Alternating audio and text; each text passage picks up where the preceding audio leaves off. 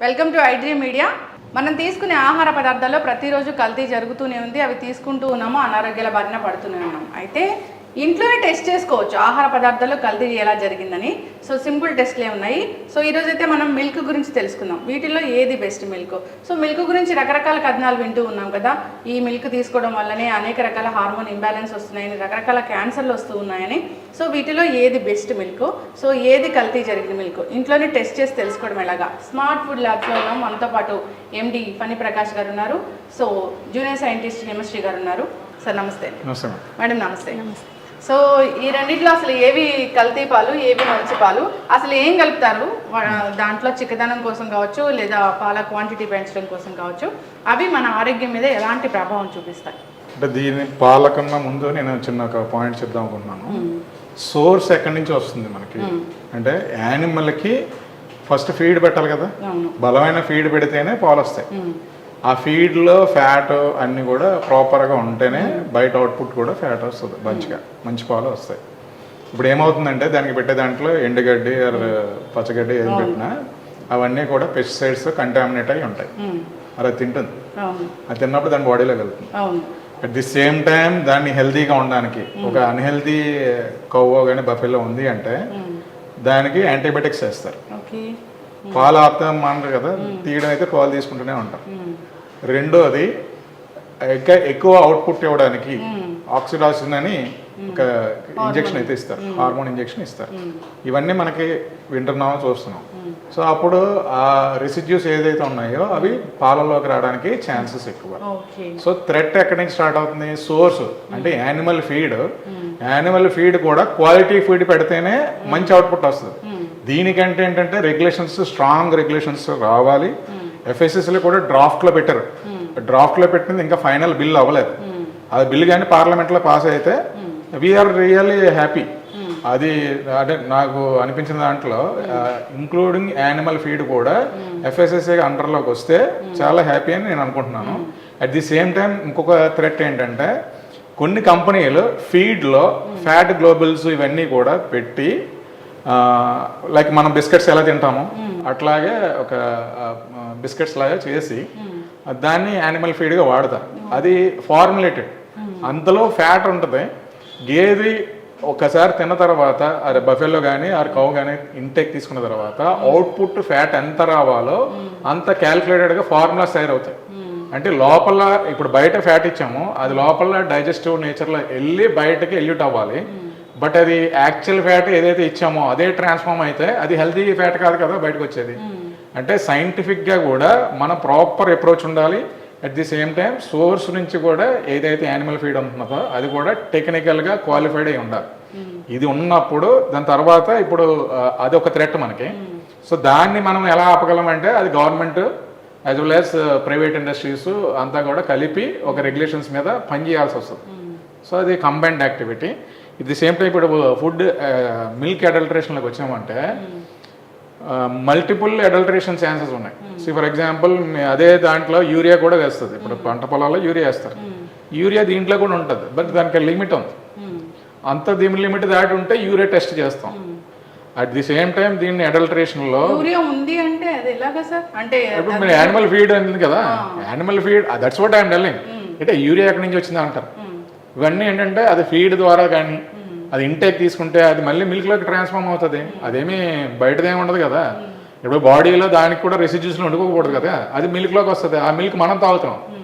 So ఇది ఒక problem. లేదా మనకి ఇంటికి వచ్చే లోపలనే ఫర్ ఎగ్జాంపుల్ వాటర్ కలిపేయడం. వాటర్ కలిపేస్తే అది ఎంత, ఇప్పుడు ఫర్ ఎగ్జాంపుల్ లీటర్ 30 రూపీస్ ఉందనుకోండి, ఇంకొకరు 25 రూపీస్కి ఇస్తున్నారంటే దాంట్లో ఏదో మీనింగ్ ఉంటుంది కదా. సో అది ఒక ప్రాబ్లం. ఏంటి, లూజ్ ప్యాకెట్స్ ఇచ్చినప్పుడు, లూజ్ మిల్క్ అది ఇంటికి సప్లై చేసినప్పుడు, అదే సప్లై చైన్లో మనకి డిఫరెంట్ వెరైటీస్ ఉన్నాయి. హోమోజనైజ్ మిల్క్ అని, ప్యాస్చరైజ్డ్ మిల్క్, హోమోజనైజ్డ్ మిల్క్స్, ఇవన్నీ డిఫరెంట్. ఇవన్నీ కూడా డిస్ట్రిబ్యూషన్ ఎలా చేశారంటే percentage of the fat 6.5% buffalo milk అని ఇప్పుడు మార్కెట్లో చూస్తున్నాం కదా, వెరీ డిమాండెడ్. బట్ అన్ని బఫెలోస్ ఆర్ అవైలబుల్ లేదా అన్నది ఇంకా క్వశ్చన్ మార్కే. లేనప్పుడు ఎలా ఈ ప్రొడక్షన్ జరుగుతుంది అన్నది still it is a question. Yes, కానీ థిక్ మీగడ వచ్చింది అదంతా చూపిస్తారు కదా. ఇప్పుడు అదేం చేస్తారు, ఎప్పుడైనా ఇండస్ట్రీలో ఏమవుతుంది, కలెక్టింగ్ ఫ్రమ్ ద విలేజెస్లో ఫార్మర్స్ నుంచి కలెక్ట్ చేసింది చిల్లింగ్ సెంటర్కి వస్తుంది. చిల్లింగ్ సెంటర్ నుంచి with in the span of 4 అవర్స్లో మ్యానుఫ్యాక్చరింగ్ ఫెసిలిటీకి వచ్చేయాలి. మ్యానుఫ్యాక్చరింగ్ ఫెసిలిటీలో మినిమం దానికి కావాల్సిన SNF టెస్టింగ్స్ అవన్నీ చేసి క్వాలిఫైడ్ మిల్క్ని లోపల చిల్లింగ్ సైలోకి ట్రాన్స్ఫర్ చేస్తారు. ఇమ్మీడియట్గా దాన్ని ప్యాస్చరైజేషన్ చేసుకుంటారు. ఎప్పుడైతే ప్యాస్చరైజేషన్ అయిందో మైక్రోబియల్ గ్రోత్ని కిల్ చేస్తుంది కాబట్టి అక్కడ మీకు చిల్లింగ్ కండిషన్లోనే మీకు ప్యాకింగ్ కూడా అయిపోతుంది. సో అక్కడ మైక్రోబియల్ గ్రోత్ రెసిస్ట్ చేస్తుంది కాబట్టి ఈ 48 అవర్స్ షెల్ఫ్ లైఫ్తో మనకి అది ట్రాన్స్పోర్ట్ అవుతుంది. మనం ఇక్కడ ఇంటికి వచ్చాక కాచుకుంటున్నాము. ఇక్కడ 6.5% ఫ్యాట్ అయినా ఏదైనా సరే ఈ ఎక్స్టర్నల్గా యాడ్ చేసి మళ్ళీ హోమోజనైజ్ చేస్తారు. ఏది డైరెక్ట్గా బఫెలో మిల్క్ యాసెచ్గా రాదు. ఇప్పుడు అది collecting from the different buffaloes, లేదా కలెక్టింగ్ ఫ్రమ్ డిఫరెంట్ కౌస్, అది కూడా అవ్వచ్చు, లేకపోతే మిక్స్డ్ మిల్క్ అయ్యి ఉండొచ్చు.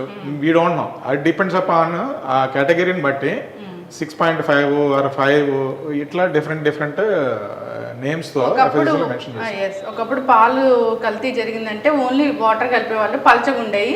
సో ఇది పల్చగా ఉంది, ఇది మంచి పాలు కావాలని అనుకునే వాళ్ళం. కానీ ఇప్పుడు పాలు తాగితే హార్మోన్ ఇంబ్యాలెన్స్ వస్తుంది. సో చిన్నపిల్లలే తక్కువ వయసులోనే ఆడపిల్లలు ప్యూబర్టీకి వెళ్తున్నారని తెలుస్తుంది. ఇవన్నీ రకరకాల క్యాన్సర్. ఎందుకంటే one thing is antibiotics is coming from the milk అన్నది మనకు ఒక క్లారిటీ ఉంది. సో రెండోది వచ్చేసరికి మీరు ఎప్పుడైనా పిల్లల్ని హాస్పిటల్కి తీసుకెళ్లారనుకోండి, ఫీవర్ వస్తే 1 వీక్లో తగ్గిపోద్దని డాక్టర్ చెప్తాడు. But you will not satisfy till he is not writing antibiotic. ఆయన మంచి డాక్టర్ కాదంటాం మనం. ఇది ఎక్కడైతే మన క్యూరియాసిటీ ఉందో, ఏదైనా సరే త్వరగా అయిపోవాలన్న కోరిక మన కొంపముస్తుంది. సో అందులో ఇది ఒక భాగము. ఇప్పుడు నేను చూసేది ఏంటంటే ప్రతిదీ ఇంట్లో ఈజీగా ఎలా చేసుకుంటారు. ఈ యూరియా వాటర్ కలపడంతో పాటు ఇప్పుడు మేము చూపించేది ఏంటంటే స్టార్చ్ కలుపుతారు. స్టార్చ్ ఎందుకు కలుపుతారంటే థిక్నింగ్ ఏజెంట్. ఇప్పుడు వాటర్ కలిపాను కానీ మీకు చిక్కగా కనబడాలి. చిక్కగా కనబడాలంటే నేను స్టార్చ్ కలిపితే నాకు రేటు తగ్గుతుంది, మీకు చూడడానికి చిక్కగా కనబడుతుంది. ఇప్పుడు అలాంటి స్టార్చ్ కలిపిన మిల్క్ కానీ ఒకవేళ మీ ఇంటికి వస్తే మనం చేసుకున్నది సింపుల్ టెస్ట్. ఇక్కడ ఉన్న అన్నీ కూడా ఈజీగా అవైలబుల్ మార్కెట్లో. అవి ఒకటే ఈ టింక్చర్ బయట మనము ఐడినది మెడికల్ షాప్ నుంచి కొని తెచ్చింది. ఇవన్నీ అవైలబుల్ ఇక్కడ. ఇప్పుడు హిమశ్రీ చేసి చూపిస్తుంది ఏది మంచి మిల్క్ ఏది చెడ్డ మిల్క్. ఒకసారి దాంట్లో ఉన్న కలర్ వేరియేషన్ వచ్చిన దాని తర్వాత ఎక్స్ప్లెయిన్ చేస్తాం. First of all iodine solution ఇది ఒక 2 ml వరకు ఇందులో మిల్క్లో యాడ్ చేసుకోవాలి. 1 గ్లాస్ మిల్క్లో.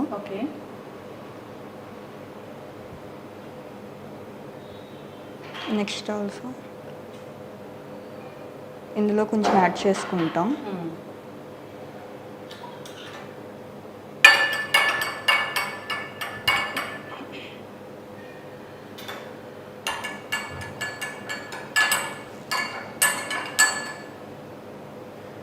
ఇది కలర్ చేంజ్ అవ్వలం, అంటే మనకు అయోడిన్ సొల్యూషన్లా కనిపిస్తుంది. అయోడిన్ సొల్యూషన్ ఒకటే ఉంది, బట్ ఇది చూస్తే కలర్ చేంజ్ అయింది. సో ఇందులో స్టార్చ్ ఉంది కాబట్టి అది బ్లూ కలర్ వచ్చింది. నార్మల్ మిల్క్ అయితే నార్మల్ మిల్క్ అందులో రాదు. అందులో స్టార్చ్ లేనట్టు ఇందులో స్టార్చ్ ఉన్నట్టు. ఇది ఇండికేషన్. ఇలాంటి స్టార్చ్లు కలిపి అసలు ఎవరికి ఎలాంటి మెసేజ్ ఇద్దామని అర్థం కావట్లేదు సార్. నిజంగా థిక్ మిల్క్ కోసం ఇంత చేస్తున్నారు. ఎన్ని రకాల అనారోగ్య సమస్యలు వస్తూ ఉన్నాయో. సో ఈ కలర్ చూస్తే నిజంగా భయంకరంగా ఉంది.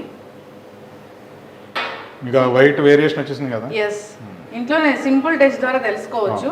సో బయట దొరికే లూజ్ దొరికే మిల్క్ కన్నా ఈ ప్యాకెట్ మిల్కే మంచివేమో అనిపిస్తుంది ఇప్పుడు ఇది చూస్తే. అంటే అక్కడ అట్లీస్ట్ ఒక సిస్టమ్ ఉంటుంది. సిస్టంలో ఏంటంటే ప్యాకేజ్డ్ ఫుడ్కి ఏమవుతుందంటే ఎక్కడ అడల్టరేషన్ ఛాన్సెస్ సప్లై చైన్ మేనేజ్మెంట్లో ఉండడానికి ఛాన్సెస్ ఉండదు. అట్లీస్ట్ మంచి కంపెనీస్లో ఏంటంటే IS 422 అంటే food safety management system practices ఇవన్నీ కూడా బ్యాక్వర్డ్ ఇంటిగ్రేషన్తో సహా వాళ్ళు ఫాలో అవుతూ ఉంటారు. సో ఇది కంటిన్యూస్ అప్రోచ్. అంటే బ్రాండ్ వాల్యూ ఎవరు కూడా పోగొట్టుకోవాలి. సో ఆ బ్రాండ్ వాల్యూ నిలబెట్టుకోవడానికి they wanted to give a quality product. Even though రూపాయి కావాలంటే పెంచుతారు తప్ప తగ్గించుకోరు. సో లాస్ అవుతున్నారు అనుకోండి. ఫర్ ఎగ్జాంపుల్ నిజంగానే వాళ్ళకి మీరు కంటిన్యూస్గా ఈ మధ్య చూస్తే ప్రతి మిల్క్ 1 రూపీ చొప్పున పెరుగుతూనే వస్తున్నాయి. But public also not fighting with him, ఎందుకంటే అది ఆ బ్రాండ్ ఆ క్వాలిటీ ఇస్తుందని కాన్ఫిడెన్స్ ఉంది కాబట్టి you are paying for that. Yes but ఎక్కడైతే మీకు లూజ్ ప్యాకెట్స్ కానీ ఈ థ్రెట్ ఎవరికి ఉంటుందంటే హోటల్స్కి వేసేటప్పుడు అక్కడ పాల ప్యాకెట్లు కొంటాడా లేదా ఎక్కడి నుంచి తెచ్చుకుంటారా అన్నది డౌట్. అవును ఇప్పుడు టీ స్టాల్స్లో ఎలాంటివి వస్తుందో డౌట్. సో ఇక్కడ అక్కడ ఇచ్చే కేటగిరీ ఆఫ్ ద మ్యానుఫ్యాక్చరింగ్ యూనిట్స్లో కూడా అడల్టరేషన్ చేసే కంపెనీలు కొన్ని ఉంటాయి, కొన్ని ఉండవు. సో ఇక్కడ ప్యాకెట్లు అమ్ముతారు, దాని మీద పేరు ఊరు ఉండదు, మరి అవన్నీ కూడా థ్రెట్టే కదా. అంటే వాడు they don't want to tell about they name to the public. Yes so ఇవన్నీ కూడా అందరూ చెడ్డవాళ్ళని మనము ఇందులో కొంతమంది చేయడం వల్ల ఆ సమూహంలో మనం కూడా ఒక భాగస్థలమే కాబట్టి డెఫినెట్గా పబ్లిక్ హెల్త్ మీద ఇంపాక్ట్ చూపించినప్పుడు మనం రియాక్ట్ అవ్వాల్సిందే. ఎస్ ఖచ్చితంగా సార్. సో ఇలాంటి స్టార్చ్ కలిపారు, ఈ పాలు మనం రోజు తీసుకుంటున్నాము, ఎలాంటి అనారోగ్య సమస్యలు వస్తాయి? స్టార్చ్ ఉందనుకోండి, ఫర్ ఎగ్జాంపుల్ స్టార్చ్ కలిపాడు, మోర్ స్టార్చ్ మనకేంటంటే డైజెస్టబుల్ కెపాసిటీ ఉంటుంది కాబట్టి డైజెస్ట్ అయిపోతుంది కాబట్టి మీకు ఇంపాక్ట్ తెలియదు. బట్ యూఆర్ పేయింగ్ మోర్ అంటే సబ్ స్టాండర్డ్, అంటే క్వాలిటీ ఒక 3% ఫ్యాట్ అయితే ఉండాలి మేడం. స్టార్చ్ కలిపి తిక్కగా వచ్చేసింది, బట్ అందులో ఉన్నది 1% ఫ్యాటే ఉంది. But you are losing your amount. నేను మిమ్మల్ని చీట్ చేస్తున్నాను ఇలా చేయడం వల్ల.